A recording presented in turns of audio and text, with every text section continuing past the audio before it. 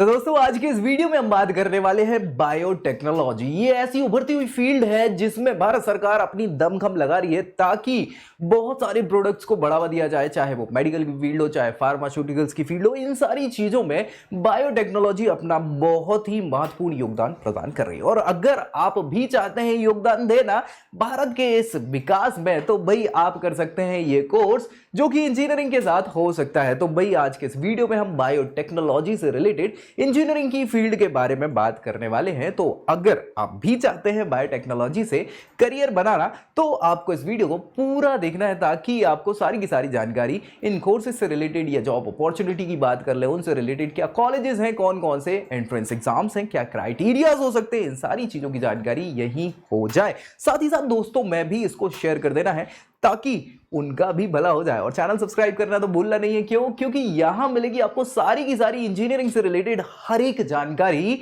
तो भाई साहब सबसे पहले आप इसको क्या करेंगे, सब्सक्राइब कर लेंगे। साथ ही साथ आपको बता दूं कि अगर आप चाहते हैं कि आपकी प्रोफाइल के आधार पर क्या होगा आपके लिए बेस्ट, ये आप जानना चाहते हैं, तो नीचे आपको मिलेगा डिस्क्रिप्शन बॉक्स में प्रोफाइल एनालिसिस फॉर्म, जिसको फिलअप करिए, आप अपनी जानकारी दीजिए और हम बताएंगे आपकी इन प्रोफाइल के आधार पर क्या हो सकता है आपके लिए बेस्ट। तो चलिए यहां हम बात करेंगे बायोटेक्नोलॉजी के बारे में, जो कि बैचलर ऑफ इंजीनियरिंग के द्वारा कंडक्ट किया जाने वाला ये कोर्स है जिसमें इंजीनियरिंग इन बायोटेक्नोलॉजी होता है। और एक बहुत ही फ्यूचरिस्टिक ये ब्रांच है जिसमें करियर की अपॉर्चुनिटी बहुत ही तगड़ी होने वाली है। जब तक आप कोर्स कंप्लीट करेंगे तब तक तो भैया शुमार हो जाएंगे और अभी भी फील्ड कम नहीं है, अच्छे खासे यहां पे जॉब अपॉर्चुनिटी आपको मिलने वाली है। तो सबसे पहले तो समझ लें कि ये होता क्या है बायोटेक्नोलॉजी। भाई बायोटेक्नोलॉजी का क्या मतलब है, तो समझ लो भैया बायोटेक्नोलॉजी क्या है। ये ऐसा कोर्स है, हम वैसे बैचलर की बात कर रहे हैं, बीई की बात कर रहे हैं, तो बैचलर अंडर ग्रेजुएशन प्रोग्राम है जो कि 4 साल का कंडक्ट होता है। और इसमें जो फील्ड है ये क्या करती है, यहाँ पे लिविंग ऑर्गेनिजम्स के साथ मिलके बायो प्रोसेसेस करवाती हुई यहाँ पे कंडक्ट होती है। यानी कि बायोलॉजिकली जो बायो ऑर्गेनिजम्स है ना, उन पे ये ब्रांच पूरी की पूरी निर्भर है और इनसे रिलेटेड लिविंग ऑर्गेनिजम्स पे ये वर्क करने वाली ब्रांच हो जाती है। यहां पर ये जो टेक्नोलॉजी है इसके साथ साथ मेडिसिन में और बहुत सारी फील्ड में इस टेक्नोलॉजी का इस्तेमाल किया जाता है बायोटेक्नोलॉजी का। जी हाँ, बायोटेक्नोलॉजी यूटिलाइज करती है क्या, प्रोडक्ट्स को जो मैन्युफैक्चरिंग पर्पस से बनाए जाते हैं। इसके अलावा यहाँ पे आजकल मॉडर्न एज में बात करें, मॉडर्न एरा में बात करें, तो भैया जेनेटिक इंजीनियरिंग से लेके सेल और टिश्यू कल्चर से रिलेटेड यहाँ पे पूरी की पूरी प्रोसेस की जाती है। तो जिन भी बच्चों का यहाँ पे है मन बायोटेक्नोलॉजी से रिलेटेड या उनकी फील्ड ही वही है, वो चाहते हैं कि हम इसमें कुछ अच्छा करें, तो ये आपके लिए एक बेहतर करियर ऑप्शन हो सकता है। यहाँ पे कौन कौन से वो कॉलेजेस हैं, टॉप कॉलेजेस की बात करें हम यहाँ जो कंडक्ट करवाते हैं बायोटेक्नोलॉजी से रिलेटेड कोर्सेज, तो ये रहे आपके सामने इंडियन इंस्टीट्यूट ऑफ टेक्नोलॉजी, यानी कि सारे के सारे आईआईटीज जो है ऑल ओवर इंडिया में, वो सभी बायोटेक्नोलॉजी से रिलेटेड कोर्सेज कंडक्ट करवाते हैं, जिसके लिए आपको मेहनत थोड़ी अच्छी करनी पड़ेगी क्योंकि एंट्रेंस एग्जाम के बेसिस पे आपको यहाँ एडमिशन मिल जाता है। इसके अलावा जवाहरलाल नेहरू टेक्निकल यूनिवर्सिटी, जी हाँ अच्छा नाम है, साउथ की है। Manipal academy of higher education, ये एक अच्छा नाम है। Thapar institute of engineering and technology, इसके अलावा Birla institute of technology and science, BITS Pilani का नाम सुना होगा, जी हाँ वही है। यूनिवर्सिटी ऑफ दिल्ली डीयू की बात तो आप सभी जानते ही हैं, जी हाँ। बनारस हिंदू यूनिवर्सिटी बीएचयू का नाम भी सुना ही होगा। Vellore institute of technology VIT, इसका अलग से एंट्रेंस एग्जाम होता है, जी हाँ। इसके अलावा national institute of technology NITs, IITs के बाद एनआईटीज का नंबर आता है जिसके लिए भी मेहनत आपको करनी पड़ेगी। दिल्ली टेक्निकल यूनिवर्सिटी, जी हाँ डीटीयू, ये तमाम ऐसी यूनिवर्सिटी या कॉलेजेस हैं जो आपको ये कोर्सेज कंडक्ट करवाते हैं। हालांकि इसके अलावा भी बहुत सारे ऐसे कोर्सेज हैं, कॉलेजेस हैं जो कि ये कोर्सेज कंडक्ट करवाते हैं। और अगर आप चाहते हैं उनको जानना, क्योंकि हो सकता है कि इनके लिए आपको ज्यादा मेहनत करनी पड़े और आप मेहनत ना करना चाहते हो, या फिर मेहनत करी हो लेकिन रिजल्ट वैसा ना आया हो और फिर भी आप ये कोर्स करना चाहते हैं, तो हम बताएंगे कि आपकी प्रोफाइल के आधार पर क्या है बेस्ट। नीचे प्रोफाइल एनालिसिस फॉर्म है, उसको फिल करिए और हम बताएंगे क्या हो सकता है आपकी प्रोफाइल के आधार पर आपके लिए बेस्ट ऑप्शन। चलिए यहां देखें एक्सेप्टेबल एंट्रेंस एग्जाम्स, कौन कौन से ऐसे एंट्रेंस एग्जाम्स हैं जिनके बेसिस पे आपको ये सारे के सारे ऊपर के या पिछले आईआईटीज, एनआईटीज और अच्छे अच्छे कॉलेजेस मिल सकते हैं। तो सबसे पहले तो आप सभी जानते हैं सबसे प्रोमिनेंट इस फील्ड में जो एंट्रेंस एग्जाम है वो है जेईई मेंस, जी हाँ ज्वाइंट इंजीनियरिंग एंट्रेंस एग्जामिनेशन। तो भैया ये आपको नेशनल लेवल का क्या है, एंट्रेंस एग्जामिनेशन है और पूरे ऑल ओवर द इंडिया के अच्छे से अच्छे इंस्टीट्यूशन जो है वो आपको इसके बेसिस पे मिल जाते हैं। बस मेरिट में अच्छा नाम होना चाहिए, जिसके लिए अच्छी मेहनत करनी पड़ती है यार। हालांकि मेहनत तो सभी करते हैं अपने अपने लेवल से, अच्छी रिजल्ट्स गड़बड़ हो जाते हैं, कोई बात नहीं। बैपजी का ये वेस्ट बंगाल का नाम आपने सुना होगा, वहाँ का ये स्टेट एंट्रेंस एग्जाम है जिसके बेसिस पे वेस्ट बंगाल के जो भी अच्छे कॉलेजेस हैं वो आपको मिल जाते हैं। KCET Karnataka common entrance test, Karnataka के लिए स्टेट एंट्रेंस एग्जाम है जहाँ पे अच्छे कॉलेजेस कर्नाटका के मिल जाएंगे आपको। UPSEE, यहाँ UPTU का नाम सुना होगा, पहले इसको UPTU कहा जाता था, उत्तर प्रदेश से रिलेटेड ये एंट्रेंस एग्जाम है जहाँ पे आपको सारे के सारे कॉलेजेस मिल जाते हैं इसके बेसिस पे। और भाई साहब अगर हम बात करें कि क्या क्या यहाँ पे रिक्वायरमेंट्स होती हैं बच्चों के लिए, एसेंशियल जो जरूरी है, जिनके बिना आपको पार्टिसिपेट करने ही नहीं मिलेगा, तो सबसे पहले तो आपको पता है कि 12वीं कक्षा पास होनी अनिवार्य है। सबसे पहली इंपॉर्टेंट इसकी रिक्वायरमेंट तो यही है। और यहाँ पे कुछ सब्जेक्ट्स भी होते हैं, क्योंकि 12th 11th से हम सब्जेक्ट ले लेते हैं, स्ट्रीम में चले जाते हैं। तो कौन से सब्जेक्ट्स आपके होने चाहिए 12th में? फिजिक्स, केमिस्ट्री, मैथमेटिक्स, ये आपके एलिजिबल सब्जेक्ट्स हैं जिनके बिना आपको यहाँ एंट्रेंस नहीं दिया जाएगा। और यहाँ पर मिनिमम मार्क्स का भी क्राइटेरिया होता है, बहुत सारे अच्छे इंस्टीट्यूशन में मिनिमम 60% का क्राइटेरिया है ऑल ओवर जनरल कैटेगरी या OBC कैटेगरी के बच्चों के लिए, जो कि आपकी 12th में होने चाहिए। इसके अलावा अगर SC ST से बिलोंग करते हैं तो 5% का रिलैक्सेशन मिल जाता है, 55% आपके होने चाहिए। और भाई साहब यहाँ पे एग्जामिनेशन को क्वालिफाई करने के बाद आपको सर्टिफिकेशन जो है वो जो भी स्कूल्स के हैं 12th वगैरह के वो लगते हैं, या फिर जो रिलेटेड डॉक्यूमेंट्स आपके हैं, चाहे वो कास्ट सर्टिफिकेट से रिलेटेड हो और बाकी सारी चीज़ों से रिलेटेड, वो लगते हैं। ठीक है, चलिए यहाँ ओवरऑल अगर हाइलाइट्स पे बात करें तो देखो भैया, ये ड्यूरेशन जो है इन कोर्सेज की 4 ईयर्स की होती है, जैसे कि टेक्नोलॉजी के कोर्सेज हैं या इंजीनियरिंग के कोर्सेज हैं, BTech या BE इनको कहा जाता है। और 4 साल के ये अंडर ग्रेजुएशन यानी कि UG कोर्सेज होते हैं। ठीक है भाई, बहुत बढ़िया। यहाँ पे मिनिमम परसेंटेज आपको चाहिए कितनी? एटलीस्ट 50%। अलग अलग है, देखो यार, अच्छे कॉलेज के लिए 60% लगती है और ठीक ठाक के लिए 50 लगती है, तो मिनिमम 50% भी हो तो काम चल जाएगा हायर सेकेंडरी में।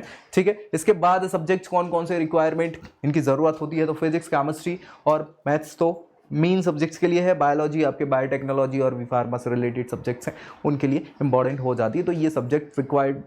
एवरेज फीस जो है ये अलग अलग इंस्टीट्यूशंस के लिए, कॉलेजेस के लिए अलग अलग हो सकती है। स्टार्टिंग रेंज की बात करें 1,20,000 से लेके 10.5 लाख रुपए तक की फीस इन कोर्सेज की हो सकती है। अगर ये अफोर्डेबल नहीं है आपके लिए और आप चाहते हैं कि हमें सस्ता, सुंदर, टिकाऊ और अच्छा एक कॉलेज मिल जाए, और क्या हो सकता है वो, तो नीचे प्रोफाइल एनालिसिस फॉर्म है जिसको फिलअप करिए और हम बताएंगे क्या हो सकता है आपकी प्रोफाइल के आधार पर आपके लिए बेस्ट ऑप्शन। चलिए इसके अलावा बात करें सैलरी क्या मिल जाती है इन कोर्सेज के बाद, हमें क्या क्या पैकेजेस ऑफर्ड हो सकते हैं, कैसे क्या रहेंगे, तो अलग अलग कॉलेज टू कॉलेज बैरी करते हैं, ये भी सच्चाई है, आपके परसेंट पे भी बैरी करते हैं। बहुत सारे ऐसे क्राइटेरियाज होते हैं, वीडियो एक बना के रखी है, उसको जरूर देख लीजिएगा, जिसमें हमने सारे क्राइटेरियाज देखे हैं कि कैसे क्या आपको सारी चीजें करनी है। तो ऑन एन एवरेज सैलरीज की बात करें तो यहाँ पे 5 लाख रुपए मिनिमम ऑन एन एवरेज बच्चों को इस कोर्स के बाद प्रोवाइड हो जाते हैं बायोटेक्नोलॉजी के बाद। और भाई साहब एम्प्लॉयमेंट की क्या क्या रूल्स हो सकते हैं, कोर्स कंप्लीट करने के बाद मेरे को क्या क्या पोजीशन या जॉब प्रोफाइल ऑफर हो सकती हैं,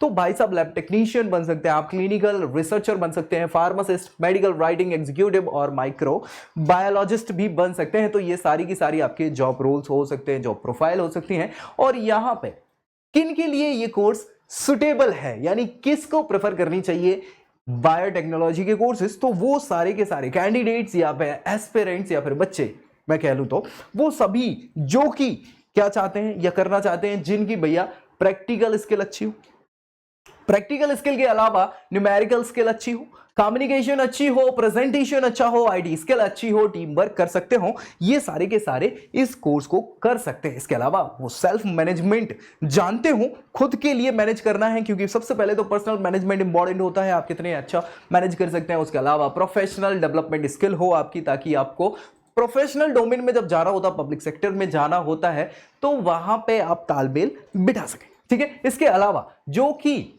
बच्चे जिनकी बात करें कैंडिडेट्स की, कॉम्प्लेक्स बायोलॉजिकल प्रोसेस को फुलफिल कर सकते हैं, या फिर उनको क्रिटिकल अंडरस्टैंडिंग है इस पर्टिकुलर बायोलॉजी से रिलेटेड फील्ड की, वो सारे के सारे यहाँ पे उनके टेक्स्ट से रिलेटेड, आर्ग्यूमेंट से रिलेटेड, डिबेट से रिलेटेड चीजें कर सकते हो, वो सभी के सभी इनकी थिंकिंग एनालिसिस करने का तरीका उस फील्ड से रिलेटेड हो, तो वो सभी के सभी सुटेबल है कैंडिडेट्स इस कोर्स को करने के लिए। समझ पा रहे हैं ना आप? बहुत अच्छी बात है। चलिए इसके बाद इसका क्या है स्कोप, अगर मैंने ये कोर्स कर लिया और भैया मेरे कोर्स करने के बाद जॉब नहीं मिली तो आप ऐसा ना सोचें। क्यों ना सोचें? क्योंकि भैया ये फील्ड जो है बहुत ही तेज उभरती हुई फील्ड है और भारत सरकार भी क्या कर रही है, फोकस कर रही है इस फील्ड पे और बहुत ज्यादा बढ़ावा इनको दिया जा रहा है। तो स्कोप की बात कर ले यहाँ पे, बायोटेक्नोलॉजी अगर इंजीनियरिंग आप कर लेते हैं तो वो जितने भी करियर्स हैं, करियर्स कैसे हो सकते हैं, टेक्निकल रोल में आप जा सकते हो जिसमें बायो टेक्नोलॉजी इंडस्ट्रीज हैं, बहुत सारे मैनेजमेंट पोजीशंस वेकेंट हैं, उन पे वो आपको जॉब ऑफर्स कर सकती हैं। बायोटेक्नोलॉजिस्ट वो के लिए काम करा सकते हैं, केमिकल्स बायो प्रोसेस से रिलेटेड प्रोडक्ट बनाने के लिए भी आपको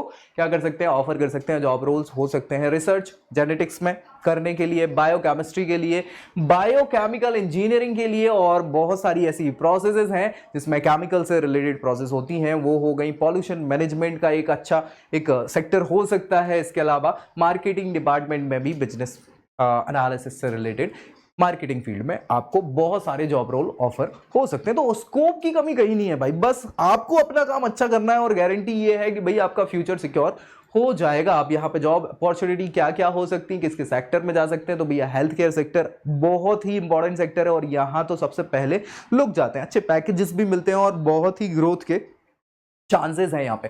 मेडिसिन कभी खत्म नहीं हो रही क्योंकि लोग बीमार होना नहीं छोड़ने वाले, और जब बीमार नहीं होना छोड़ने वाले तो बीमारी के लिए मेडिसिन लगती हैं और मेडिसिन सेक्टर बहुत अच्छा सेक्टर है। मेडिकल साइंसेज में, फार्मास्यूटिकल्स में, एग्रीकल्चर फील्ड, एनिमल हस्बेंड्री आजकल बहुत ही तेज से ग्रोइंग हो रहा है, एक अलग से सेक्टर है। इसके अलावा जेनेटिक इंजीनियरिंग बहुत तेजी से विकसित हो रहा है। इकोलॉजी एनवायरमेंट की बात कर ले, इको टेक्नोलॉजी की बात कर ले, कॉस्मेटोलॉजिस्ट, और कॉस्मेटोलॉजी समझ पा रहे हैं ना, कॉस्मेटिक्स में काला दिखती हूं, मेरे को गोरा दिखना है, अच्छा लगूंगा, सारी चीजें, तो वो कॉस्मेटोलॉजी की बात है, वहां भी आप जा सकते हैं, करियर बना सकते हैं। और सॉइल बायोलॉजी से रिलेटेड ये सारी की सारी आपकी क्या है, सेक्टर्स है, जॉब अपॉर्चुनिटी है इन सेक्टर्स में जो कि आपको फ्यूचर में इस कोर्स के करने के बाद मिल सकती है। तो भैया ये बात किसकी है, हम बायोटेक्नोलॉजी की कर रहे हैं। करियर स्कोप क्या हो सकता है, तो भैया फॉरेंसिक साइंस टेक्नोलॉजी टेक्नीशियन बन सकते हैं, इसके अलावा मेडिकल साइंटिस्ट बन सकते हैं, माइक्रोलॉजिस्ट बन सकते हैं, इसके अलावा एनवायरमेंटल बायोटेक्नोलॉजिस्ट बन सकते हैं, जेनेटिसिस्ट बन सकते हैं, मॉलिक्यूलर बायोटेक्नोलॉजिस्ट हो सकते हैं,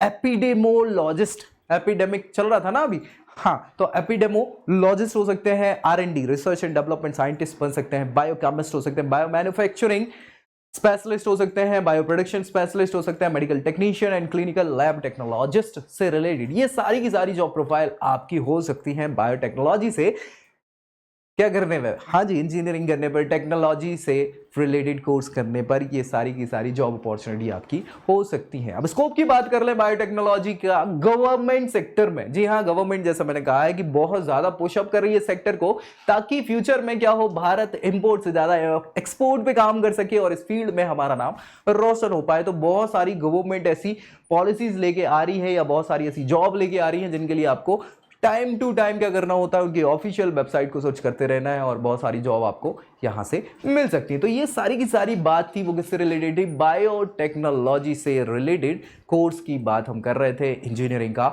और ये एक अच्छा फ्यूचरिस्टिक कोर्स हो सकता है। तो अगर आप भी चाह रहे थे ये कोर्स करना तो ये वीडियो आपके लिए थी, दोस्तों में शेयर जरूर कर दीजिएगा। और हाँ, अगर आप चाहते हैं आपकी प्रोफाइल के आधार पर हम बताएं क्या होगा आपके लिए बेस्ट, तो नीचे प्रोफाइल एनालिसिस फॉर्म है जिसको फिलअप करिए और फिर हम बताएंगे आपकी प्रोफाइल के आधार पर क्या होगा आपके लिए बेस्ट। तो मिलेंगे अगले वीडियो में अगली जानकारी के साथ, तब तक के लिए जय Hind. I hope you like this video. For more such videos, keep watching our channel And do not forget to like, share and subscribe.